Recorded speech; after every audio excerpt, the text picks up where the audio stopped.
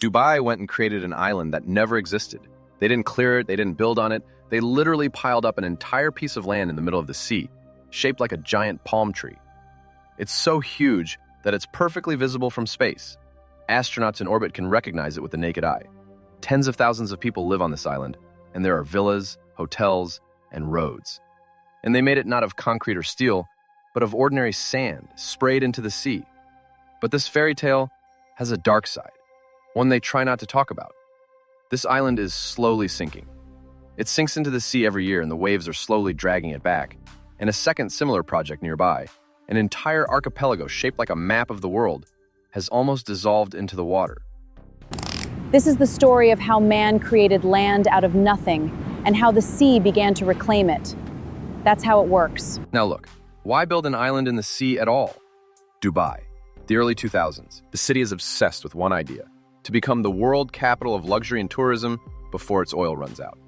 But Dubai has a problem. Its coastline, that golden spot by the water where expensive hotels and villas are built, is rather short.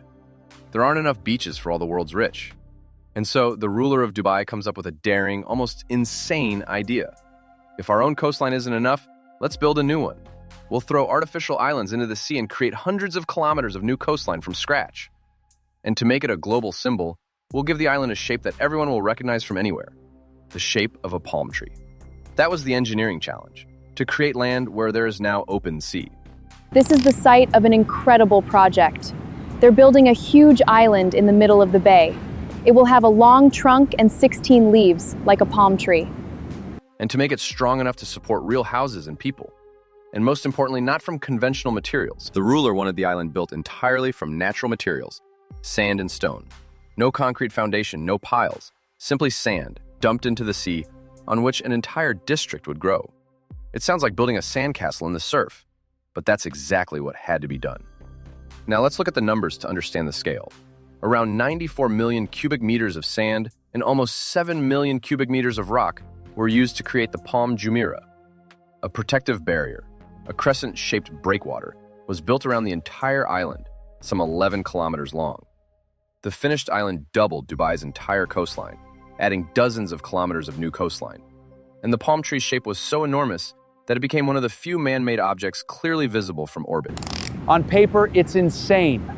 All that remained was to build it.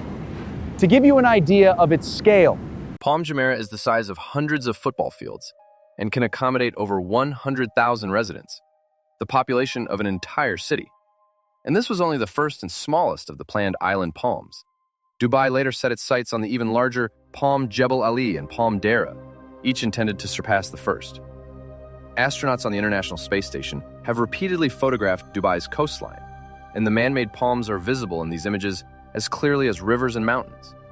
Man has created a form so enormous that it is visible from space. Few structures on Earth can boast this.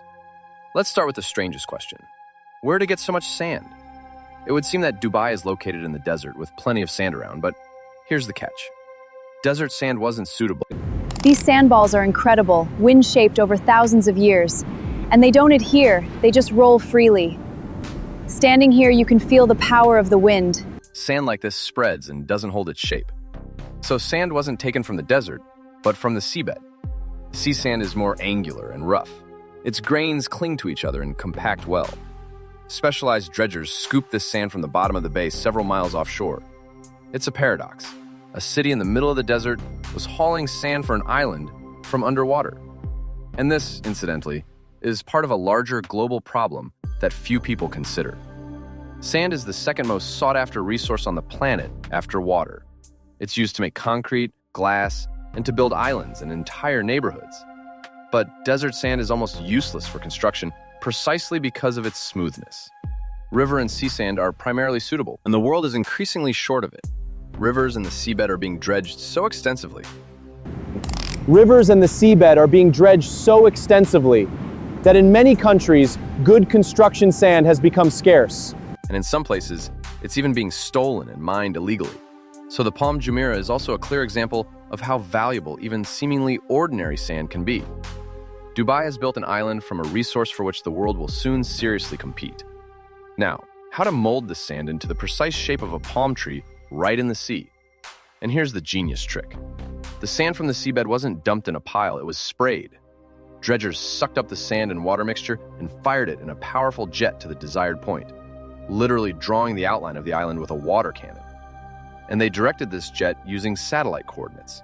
Using a satellite positioning system, the operator knew exactly where to pour the sand to create the perfect fronds and trunk of the palm tree. Essentially, the island was drawn in the sea with... They call it sprinkling, a stream of sand guided by coordinates from space. It's a delicate, almost artistic process. And the scale of this project is hard to comprehend. A fleet of dredgers and ships worked on the island around the clock for several years. First, they laid a stone crescent breakwater to protect the future palm tree from the waves. And only within this shield did they begin to reclaim the island itself. Stone for the breakwater was quarried from quarries throughout Dubai and hauled to the sea. Sand was pumped from the seabed by the millions of cubic meters. Essentially, an industrial construction site the size of an entire city was unfolding in the middle of the bay, where instead of cranes and concrete, the main tools were pumps, dredgers, and satellite navigation. The palm tree was reclaimed for about 5 years. 5 years of non-stop work to raise land the size of hundreds of football fields from nothing. But adding sand is only half the battle. The real danger lies ahead, and it's called liquefaction. Let's see what the problem is here. Whoa, it jiggles like jelly! This is freshly poured sea sand, lying loose underwater, with water saturating the grains. And if such loose sand is shaken sufficiently, for example, by strong waves or an earthquake, it can behave like a liquid. The water rises, the grains lose their grip, and the solid ground suddenly turns into a sticky mess. Everything standing on it begins to sink. For an island where villas and hotels are planned, this is a mortal threat. How can you turn loose, wet sand into solid, reliable ground? And here's the solution: vibration compaction. Special machines with giant vibrating probes were driven across the newly filled island. These probes were driven deep into the sand, causing it to vibrate. The vibrations shook the sand grains and compacted them more tightly, squeezing out the water and turning the loose fill into dense, compacted soil capable of supporting buildings. Essentially, the engineers shaken the entire island beforehand to ensure it would never float under the weight. The loose sand was forcibly transformed into solid ground. Only then could construction be carried out on the island. But even compacted sand isn't rock. That's why buildings on the island aren't constructed haphazardly. Heavy houses and hotels are supported by piles driven through the bulk sand and resting on denser, more stable layers deeper below. In other words, the island itself is a sand cushion, while the individual tall buildings on it still stand on their own legs, extending into the depths. Engineers have divided the task, as it were.